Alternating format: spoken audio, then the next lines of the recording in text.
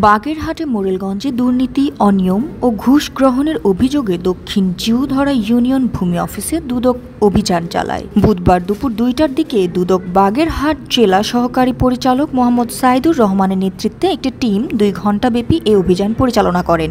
এ সময় ইউনিয়ন ভূমি কর্মকর্তা গাজী শামীম আহসানের বিরুদ্ধে স্থানীয় ভূমি করদাতাদের নিকট থেকে নামজারি সহ ভূমি সেবার নামে বিভিন্ন খাতে অতিরিক্ত অর্থ আদায় অভিযোগ পাওয়া যায়।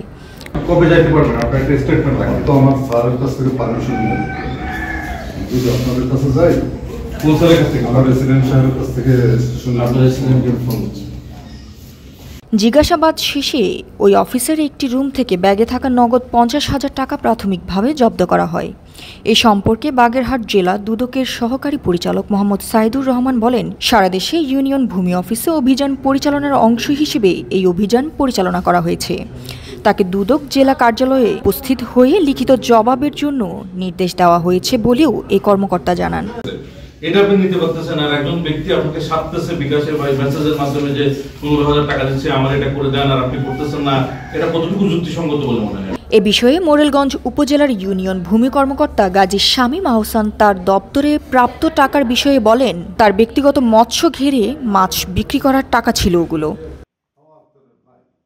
আর জ্যোতি, দৃষ্টি ২৪।